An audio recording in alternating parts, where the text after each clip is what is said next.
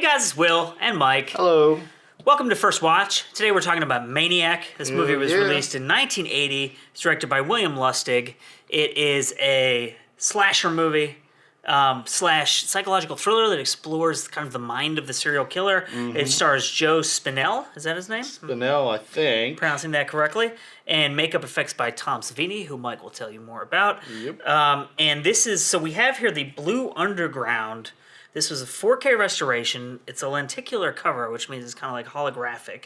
It has the soundtrack CD included, and then 2 Blu-rays. One is the movie, and one is the bonus features. So it's a really fucking cool set. Yes, it is. What do you think? So I'd never seen the movie before, but I'd heard a lot about it. I'm kind of a big fan of horror films, and I've seen a lot of the like 70s, 80s slasher horror films, like the ones people know about, like Friday the 13th, Halloween, all that stuff, but also some lesser known movies like Cannibal Holocaust and some Italian movies and things like that, City of the Dead and some other films. But I'd never seen this movie, and I was wanting to check it out because I heard it was a pretty nasty, sick little movie, and it is, but it's not. It didn't feel like just straight up torture porn to me, where a lot of you have that genre in the 2000s and 2010s, and so it didn't feel like that because there is a point to try and understand why he's doing what he's doing. It's not just some random acts that he's committing. There's a reason, and I'm not going to spoil it, but there's a reason why he's the way he is, right? And it's not just that.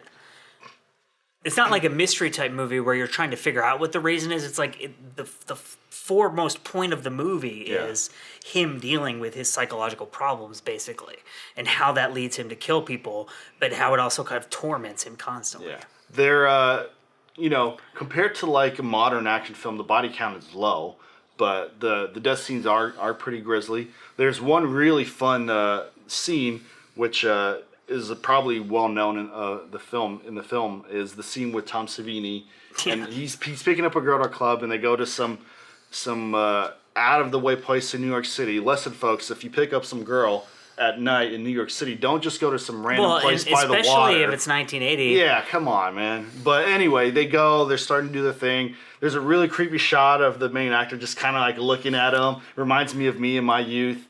Just looking at him. Stop it. And then like she freaks out like a sane person, and he just wants to continue, of course.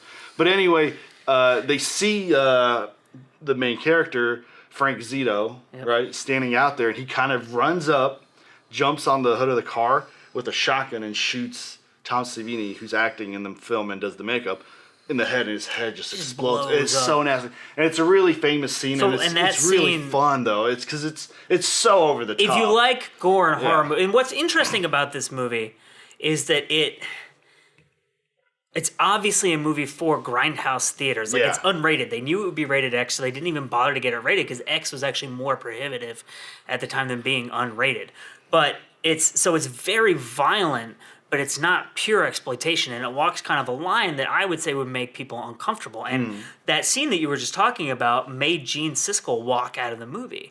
And he talked a lot on their show and in his reviews about how he found this movie reprehensible. And they were doing this thing in New York City when this movie came out, where they were showing uncut scenes in a kiosk outside the movie theater to try to convince people to come in and see the movie. Yeah. And when Gene Siskel started talking about this movie and how offended he was by it, they had to cancel plans to do that in New York and Los Angeles, and it really cut into like the potential revenue that the film had. But what's interesting to me is that a lot of the negative reviews this movie got, because I went back and read some of them after we watched it, they're not about the fact that the movie is bad. They're about the fact that the reviewer finds it disturbing. It's like, that doesn't mean it's a bad movie. It's a disturbing film, and the scene you talk about with Gene Siskel walking out with the head exploding, I would love to go back and read his review for Scanners, David. With the exploding head? Because it's almost the exact same scene. It looks almost the same. In terms of the head exploding. And that's only 1 year later, but I guarantee he didn't walk out of that movie, right? He probably loved it. Because David Cronenberg, right? So,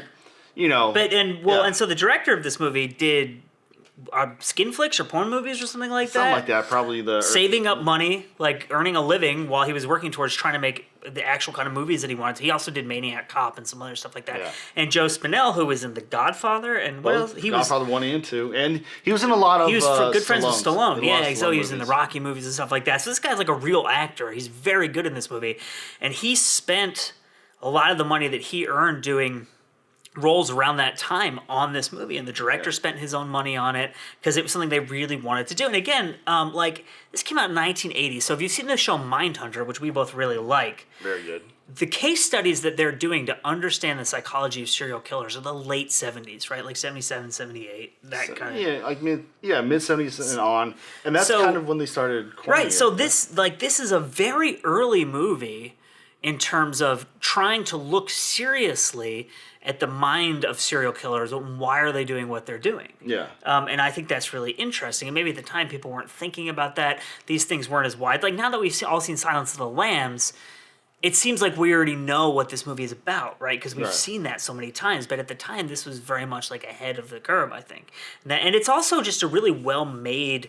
Like, it creates a really great sense of creepiness and dread. Like, the music and the fact that there are really long sequences with no talking. Yeah. The main character, he does this thing where he's kind of like, does a weird kind of breathing thing. Creepy breathing. Like, and he's like, like that. And when he's like following people to kill, and there's long scenes where there's no dialogue because, he's following them and they're hiding. So you hear...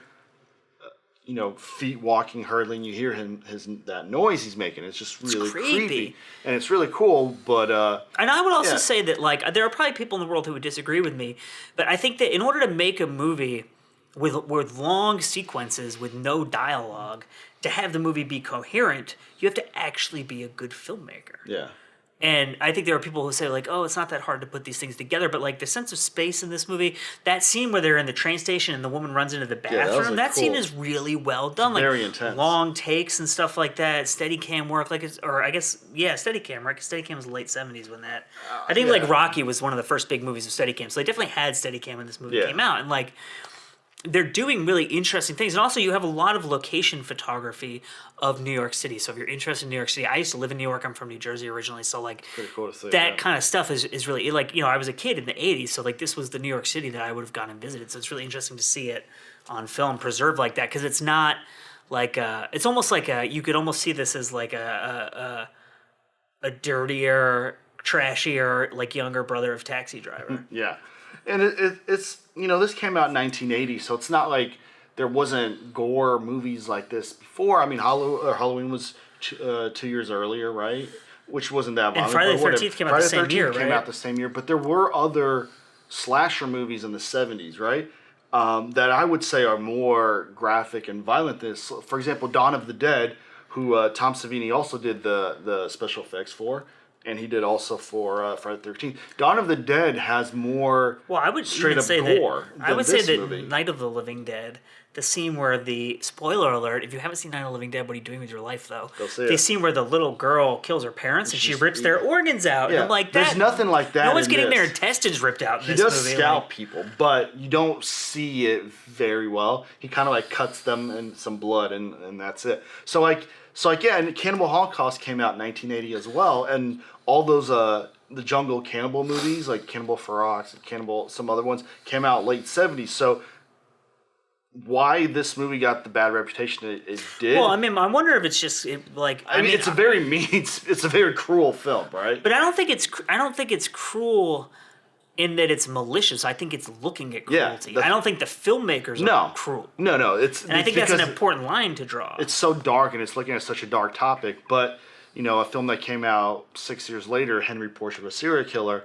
deals with a lot of the same kind of thing, and that was widely regarded as a great movie, even the subject matter stuff. So I think what you mentioned with 1980 being so early with them coining the phrase serial killer and getting into that psychology, this movie may have been made 4 to 5 years too early for a wide audience to accept. Well, I don't know if you can see it, but just look at his face. So cool. So creepy. So creepy. Did you say so cool? Yeah, it's You're cool. such a creep. Well, I'm not going around doing what he's doing, but the movie was cool. I thought you meant his face. Oh. Was so cool. It is the cool. creepy face he's making. It's awesome. That's what Mike's going to be for Halloween That's going to next be, year. when I paint my wall behind my bed, it's just going to be that face. Oh, no, stop.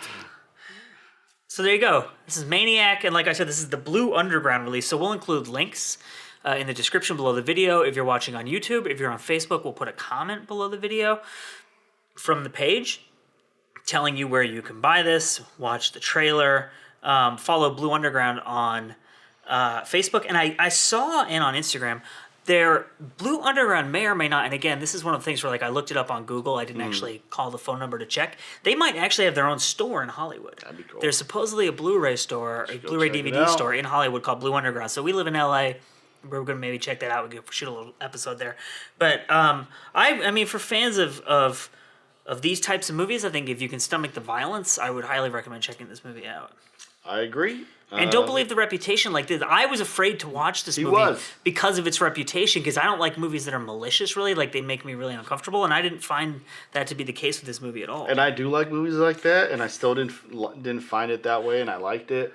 No, I mean, especially nowadays, if you can watch any of the hard R movies coming out Even now, like the Texas Chainsaw Massacre remakes. And that's like, way more violent than this. Way more Way violent. more. So if you watch any of those horror films, or even like Game of Thrones is way more violent. way more violent. If you grew up watching the Nightmare on Elm Streets and the Jasons and the Freddys, this is nothing. The first Nightmare on Elm Street is so much bloodier. Yeah, this is nothing movie. compared to those. So check it out. Check it out. Enjoy Thanks for yourself. watching. We'll be back.